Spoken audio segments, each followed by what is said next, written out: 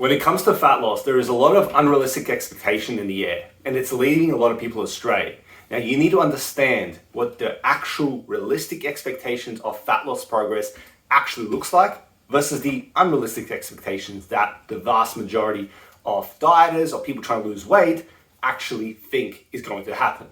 Now, this needs to be kind of fixed up because obviously it's creating more stress on your mind and it is leading you astray over time, leading to less fat loss results over time. So what do you need to know? Well, I'm going to use the trusty whiteboard today to demonstrate exactly what you need to expect from fat loss and what you can't expect from fat loss. So without further ado, let's get right into it.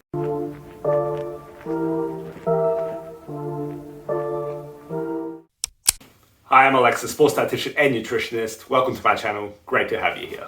So here we go. This is what we're going to use today. Okay, we're going to use the trusty whiteboard to demonstrate exactly what is a realistic expectation versus an unrealistic expectation when it comes to your fat loss journey, your fat loss progress, your fat loss trajectory in itself. Because if there's one thing that gets people annoyed when it comes to fat loss is the not meeting of expectations on how their progress is going to look like. Now, for the sake of today's video, the assumption is going to be that one is actually losing body fat on the correct basis, I guess, and that one is within the right caloric range, just to kind of take away any confounding factors that might be at play when it comes to your progress. Because obviously, as we know, maybe progress doesn't look like it's supposed to look like because you're actually not losing weight in the right way. So we're going to assume that we're losing weight in the right way in this case. So first, we're going to demonstrate what people think fat loss is supposed to look like. So people think they're going to start out losing fat and it's just going to be like this, okay? If you put that on like an axis, you know, with weight over time, okay? People think it's going to be linear. That's the big thing that people expect. They think that fat loss is going to be linear progress. And that is the first mistake that people make, expecting this right here, because physiologically this is not going to happen. You can't make this happen. You can't control this. Now, will you get periods of time where it seems like it's losing in linear fashion, you know, like little bits and pieces where you might be losing a bit more consistently?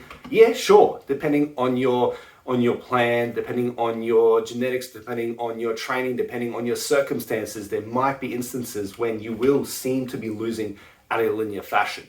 But that is eventually going to stop. People expect this one right here, a continuous line down, and that's just not going to happen. So what can you expect? Or what should you expect? That becomes the question then.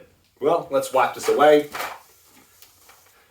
and demonstrate some different examples of what fat loss progress can look like. And I'll try and use the most basic examples because otherwise we could be here for ages, and you just need to understand the basic principles of expectations around progress and what it may look like so that it can kind of take away some of that stress, some of that uncertainty, and some of that feeling of I want to freaking give up.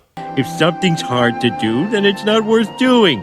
So the most basic kind of way to explain that fat loss will look something like this. Okay, so we'll just draw some lines down. You might lose a little bit, a little gain, that.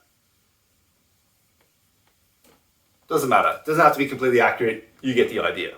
It's a zigzag line, essentially.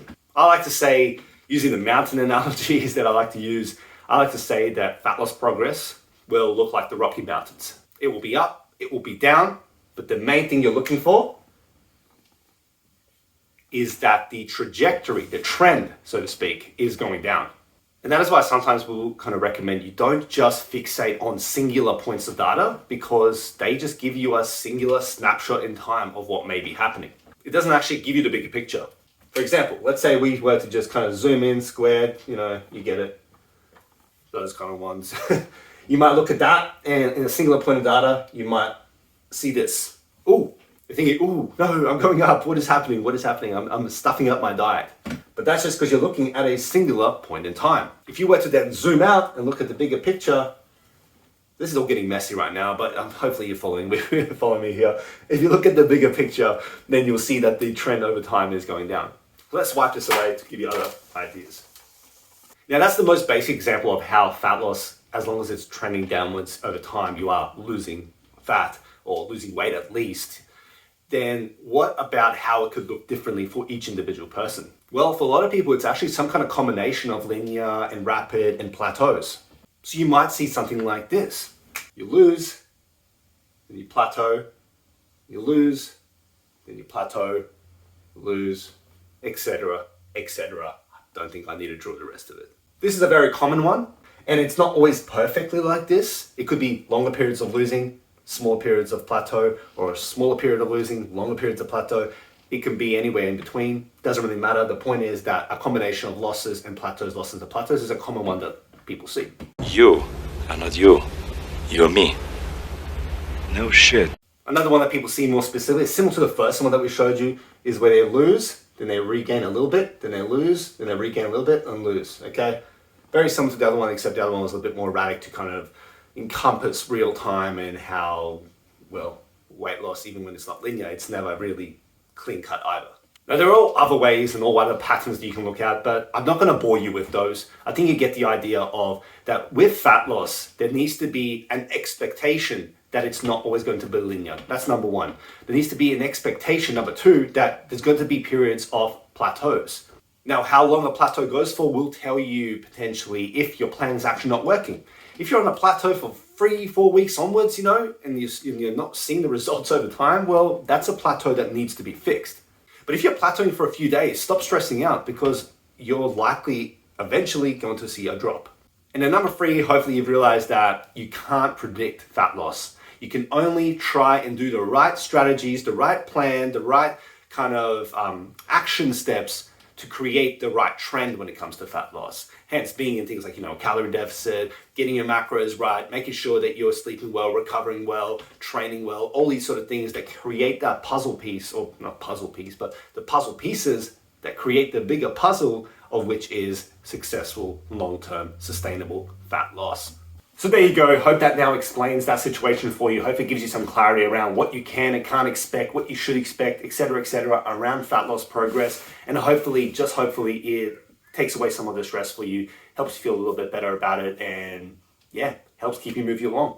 Now, of course, drop a comment below, let me know. Are you trying to lose fat at the moment and are you successful with it or are you actually struggling? Let's create a dialogue, see if I can potentially help you and go from there. As always, hit the like button, okay? Show this video some love if it has been helpful, if it's giving you some perspective and some changes to your mindset that's gonna help feel you better, then give it a like, okay? Show it some love. Until next time, stay classy, have a good one, see you later.